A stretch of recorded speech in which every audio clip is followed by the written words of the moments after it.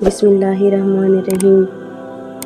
حقیقت یہ ہے کہ اگر عورتوں میں دین کا شوق اور نیک اعمال کا جذبہ پیدا ہو جائے تو اولاد پر اس کا اثر ضروری ہے۔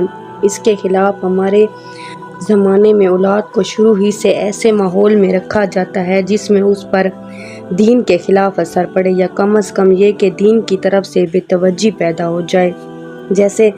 جب ایسے ماحول میں ابتدائی زندگی گزرے گی تو اس سے جو نتائج پیدا ہوں گے وہ ظاہر ہیں۔ حضرت علی نے اپنے ایک شاگرد سے فرمایا کہ میں تمہیں اپنا اور فاطمہ کا جو حضور پاک صلی اللہ علیہ وسلم کی سب سے زیادہ لاڈلی بیٹی تھی قصہ سناؤں؟ شاگرد نے کہا ضرور۔ فرمایا کہ وہ اپنے ہاتھ سے چکی پیستی تھی جس کی وجہ سے ہاتھ میں نشان پڑ گئے تھے، اور خود پانی کی مشک بھر کر لاتی تھی جس کی وجہ سے سینے پر مشک کی رسی کے نشان پڑ گئے تھے، اور گھر کی جھاڑو وغیرہ بھی خود ہی دیتی تھیں جس کی وجہ سے تمام کپڑے میلے کچیلے رہتے تھے۔ ایک مرتبہ حضور اقدس صلی اللہ علیہ وسلم کے پاس کچھ غلام باندیاں آئیں۔ میں نے فاطمہ سے کہا کہ تم بھی جا کر حضور پاک صلی اللہ علیہ وسلم سے ایک خدمت گار مانگ لو تاکہ تم کو کچھ مدد مل جائے۔ وہ حضور کی خدمت میں حاضر ہوئی۔ وہاں مجمع شروع تھا اور شرم مزاج میں بہت زیادہ تھی، اس لیے شرم کی وجہ سے سب کے سامنے باپ سے بھی مانگتے ہوئے شرم آئی، واپس آ گئیں۔ دوسرے دن حضور پاک خود تشریف لائے۔ ارشاد فرمایا، فاطمہ کل تم کس کام کے لیے گئی تھی؟ وہ شرم کی وجہ سے چپ ہو گئیں۔ میں نے عرض کیا، یا رسول اللہ، ان کی یہ حالت ہے کہ چکی کی وجہ سے ہاتھوں میں گٹے پڑ گئے ہیں اور مشک کی وجہ سے سینے پر رسی کے نشان ہو گئے ہیں۔ ہر وقت کے کاروبار کی وجہ سے کپڑے میلے رہتے ہیں۔ میں نے ان سے کل کہا تھا کہ آپ کے پاس خادم آئے ہوئے ہیں، ایک کہ یہ بھی مانگ لیں، اس لیے گئی تھیں۔ بعض روایات میں آیا ہے کہ حضرت فاطمہ نے عرض کیا کہ یا رسول اللہ، میرے اور علی کے پاس ایک ہی بستر ہے اور وہ بھی مینڈے کی ایک کھال ہے۔